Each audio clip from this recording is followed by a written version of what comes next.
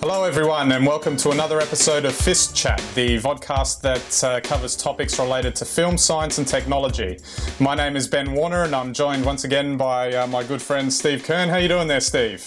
I'm well, thank you very much. Enjoying a little bit of a holiday break here. Oh, absolutely. The 5-day weekends don't usually come around too often, do they? No. Absolutely. So today we're going to be talking about the future of science. Now, this is actually quite a big topic and it's not something that you can really cover in 15 minutes, but we're going to just sort of have a bit of a play around at sort of the general discussion on it and maybe pull out a few examples of where all of this is heading and where it's all going. But I mean, just to start with, Steve, it's quite amazing really how humans just have this unending thirst for discovery and finding out things about where they live and the universe we inhabit, and also how we're made, what puts us together, kind of thing. And also a lot of the gadgets and things that we create and how they sort of spearheaded into all that sort of thing. I mean, it's almost like it's things that were created, say if you went back 30 years ago or something and talked to someone about an iPhone or something like that, or if someone told you, if you went back to a person 30 years ago and said, there'd be all these sort of cancer treatments or that we'd have like potential telescopes or something that could, look at far deep into space, they'd think you're nuts or something, wouldn't they? Well, that's right. And, what we see now 30 years on from what you would have been saying to those people is not actually so much the science, although it's obviously part of it, but you're seeing the technology that's come from the science. So, whenever we talk about science, that's usually stuff that's a little bit removed from everyday life. Not that it should be, but it's the technology that we as ordinary people end up seeing sometime in the future. And just on that, 30 years ago, I think probably for the last 30 or 40 years, we've gone through a little bit of a downer in science and people being interested in science. And because of that, I think, it's very important to remind everyone that they should be interested in science, because so many of the things they use and so many applications in everyday life rely on a lot of scientific thinking, whether it's medicine, health, nutrition, or whether it's, high technology, for computing or, perhaps communications. And just as an example, you only have to go back to the 50s and 60s when people were racing to get to the moon to see what can be achieved when everybody has an interest in science.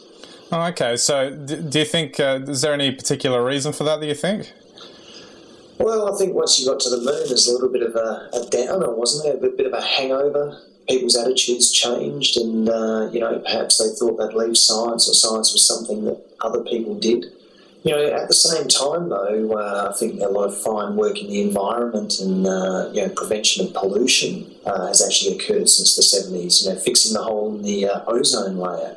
And that everyone was interested in that once again. So I think the really big scientific achievements and advancements always come from greater public interest. So if today you're worried about feeding the world or where the water's coming from in the future, if you're worried about whether or not you'll be able to play alternate reality games, you should be worried about the science today. Oh, absolutely. Well, that it kind of explains, the interest now in, like you're saying, environmental causes. There's been a definite shift towards that topic, even whether you're for or against a lot of the arguments. There's been a lot of noise in that respect.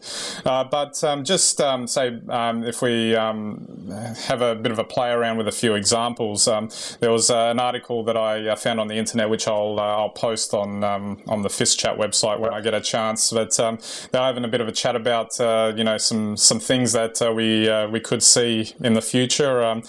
My old favourite sci-fi concept, the old teleportation. There was actually an interesting ethical thing that was mentioned in that article, that if as I understand it, people aren't like that, not the original version of that person is actually not teleported. A copy is made at the destination, and then the original is destroyed. So don't get the lawyers involved, Ben.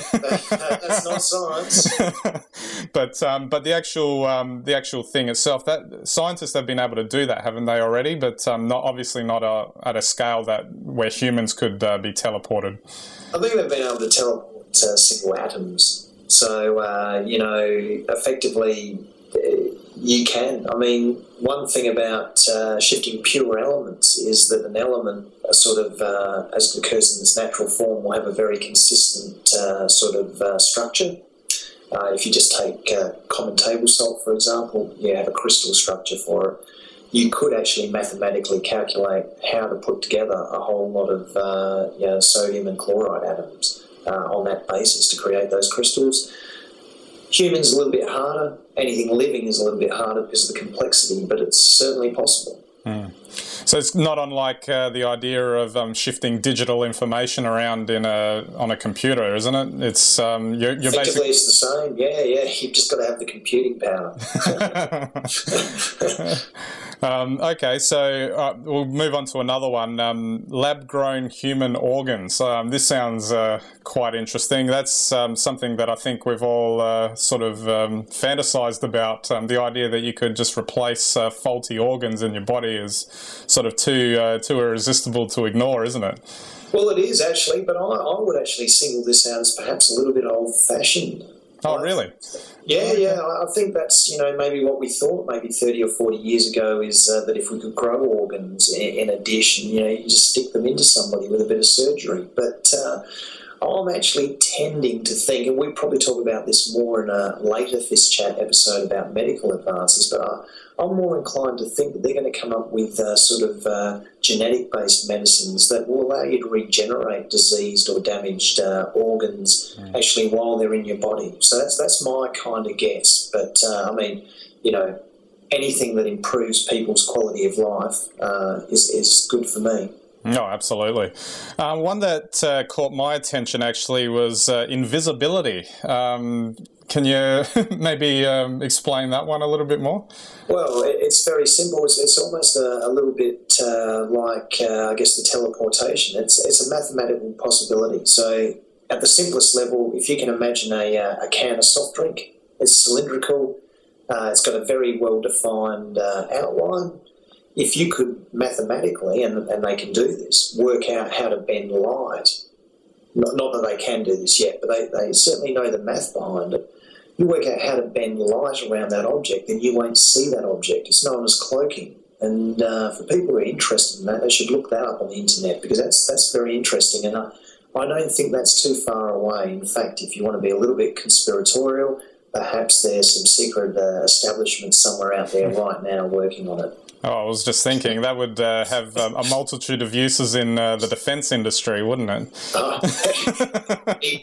Even just for going down to your local shopping mall too, I'm sure. Yeah, disappear from people you don't want to see. That's right. And leave with a bag full of goodies. So what about, all right, we'll move on to another one, robots that perform household tasks. We've seen that in many sci-fi film. What do you think about that? Well, you can buy robotic vacuum cleaners and they're absolutely hopeless. And if you've ever seen Asimo, he's a very advanced robot. I think we're not that far away, actually, from useful robotic functions around the home. But once again, this is where people have to be interested in it. If people really wanted this and really said, yes, we want robots and we love the idea of robots, I'm happy for robots to mind my kids while I'm out, those robots would be probably available sooner rather than later. So that's just a question of people being excited by the idea, not being afraid of it, and knowing enough about the science and the ethics to encourage it to happen. Absolutely. And maybe just one more example, cars that drive themselves. Do you think science will have the answer for that one? Well, they couldn't be any worse than humans, could they? I don't know, I'm just lucky to be alive after driving around yesterday. Certainly that's possible. How that would work in any environment where humans were also driving, Don't know how possible that is. But it opens the whole idea of brand new vehicles. And once again, if we really are serious about saving the planet, then we need to move away from fossil fuels. And even if you don't care about carbon dioxide being produced by fossil fuels, you're going to need to find an alternate energy source to run your transportation systems very shortly before fossil fuels become priced out of the market. So why not dream up fantastic machines that are not only quick but silent and can drive themselves most of the time? I think people should be very excited about that and try and see it happen. Oh, absolutely. So, I mean, we could go on for hours, really, going through endless examples of this, that, or the other. And it's like I said, we'll probably end up having episodes on each of them or something like that in the future. But it's just absolutely. Yeah, it's just when you're thinking about scientific discovery, there's always and also advances and all that sort of thing. There's also a question of, just because I think we may have mentioned this in maybe a film episode too, is just because you can do something doesn't necessarily mean that you should do it, or whether it'll work, or whether it'll take off, or whether it's actually going to be necessary. So with, obviously there's a lot of practical applications for a lot of these advances going forward, and we've seen things in advances in computer technology, advances in medicine, advances in space exploration. And ironically, with that last one, with us not having to leave the planet as well. So where do you see all that sort of thing going? Well, once again, it's really how interested people are. I mean, if people really think it's important, if people seem to think healthcare is very important, well then learn a little bit about the science behind stem cell research and find out why it is important. Not all genetic engineering or modification is necessarily bad or something we should be frightened of. There can be great benefits. I mean, to see somebody with a serious disease, born with a serious illness or disability, if you could cure them, wouldn't you? I mean, these are things that people have to get excited about. If you're worried about the environment, then embrace science. Genetic modified foods are not all bad. Find out what is bad, what is good, learn about it yourself, and be encouraged, to find out about that. Then you can enter the debate, and people will understand and listen to you, rather than just spinning the same old sci-fi disaster lines. No, of course. I guess if we're looking at wrapping it all up, I guess the idea is that we have to keep an open mind to a lot of these things, because, like you said, people have to have a need and want to be interested in this sort of thing. But then you also get facets of scientific discovery where people will clash over different ideologies and things like that about whether it should be done or whether it shouldn't be done. Yeah, well, that will always happen. But, as you started off saying, Ben, humans have always liked to explore, whether it's, using something like the Large Hadron Collider or the Square Kilometre Array, or whether you're a couple of kids in the backyard, with a magnifying glass, searching for bugs and, maybe starting fires with it. That's exploration, that's interest, that's excitement by the unknown, and that's really ultimately what science is about. Okay, and just lastly, is there one particular thing you'd like to see yourself? Definitely. I'd like to see humans go into deep space. Yeah, absolutely. You're still planning on that trip to Mars if you can get a ticket? Or if I can get a ticket, yeah. Well, apparently they're talking up stocks now, because they're saying that really only pensioners should go to Mars, and at the rate they're going, probably I'll be back at the top of the list. Oh, sounds good. Okay, we'll wrap it up there. Thanks again, Steve, for the chat, and we'll post some links to this topic on Facebook and Twitter, so you can get a bit more of a broader understanding, and we'll probably revisit some of the concepts that we've discussed in the episode. So don't forget our website, www.fistchat.com. You'll get all our links there to all our episodes, and you can watch them all there. And don't forget, we're looking for questions that you may have. Just post them on Facebook or Twitter, or you can email us. And depending on the volume, we'll integrate them either into an episode, or we'll do a whole episode with with a series of questions. We'll see how all that pans out. So don't be afraid to jump in there. So until next week, we'll catch you then.